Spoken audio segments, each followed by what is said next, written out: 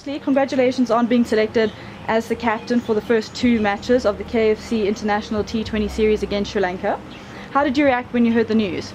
I was in shock when Linda Zonni gave me a call. I was on my way home from supper with my brother at a friend's place, and it didn't sink in then, and it probably hasn't sink in now, or sank in now. So yeah, it's a real honor and a privilege.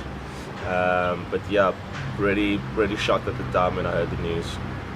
You made your international T20 debut back in 2012. Did you ever imagine that you would one day captain the side?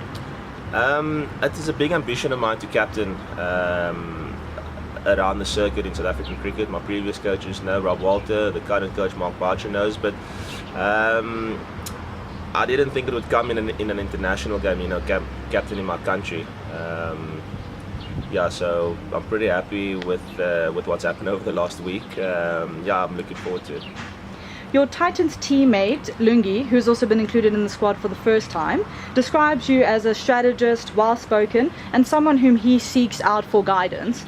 Is this leadership something that comes naturally to you and something you enjoy? That's really kind of Lungi to say. Yeah, look, one of my styles of leadership, I would think, I mean, I've captained the Titans in a few various formats, you know, not the T20, but the 4-day and the 1-day format. And part of my style is to allow the players to make their own decisions. You know, I'll be there to lean on for advice, you know, being at cover or at mid-off or kind of close by. But you know, the players need to be responsible for their own actions, whether they bat or bowl, and you know, they're the guys entrusted with the ball and the bat, and that's the only way they learn to grow. If they make mistakes, you know, that's okay, you know, as long as they committing to that decision 100%. So yeah, so I am outspoken, you know, without the captain's armband, you know, I tend to try and be a leader within the group, especially the Titans. You know, I've been here 11 years, and I try and be that outlet for the younger players, especially Lungi, guys like Heinrich Klaas and Aiden Markram, Graham Van Beeren when he was here. So I try to be that guy, you know, especially in this phase of my career. You'll enter the series on the back of a successful domestic T20 competition from both a team and personal perspective. What was the difference for you this season in finishing as one of the leading run scorers in the competition?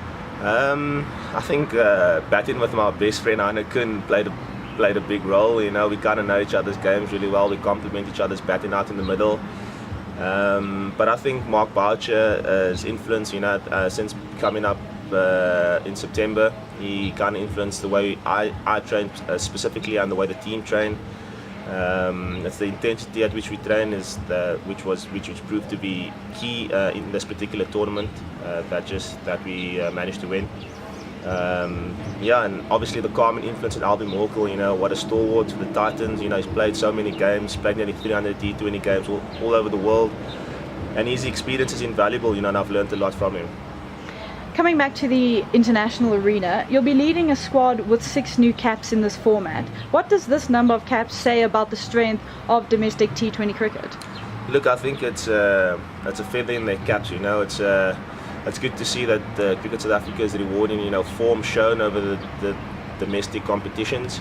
Yes, they are resting a few players, but you know, these are players that are in form. The young caps, they are in form. They produce some brilliant performances over the T20 challenge, and it gives the selectors just a broader picture of the talent that's out there in our country. You know, guys like Faf and Hash and JP, they've been doing it for years, and they've been rested, and Quinton de Kock as well. So there's an opportunity for some people to put their hands up in the years to come. In terms of the opposition, what are your headline thoughts regarding Sri Lanka as a T20 unit? As a T20 unit, Sri Lanka a little bit unpredictable, which proves dangerous for us. You know, we definitely won't be taking them lightly. We just got to hit them with the right intensity come the 20th here at SuperSport Park.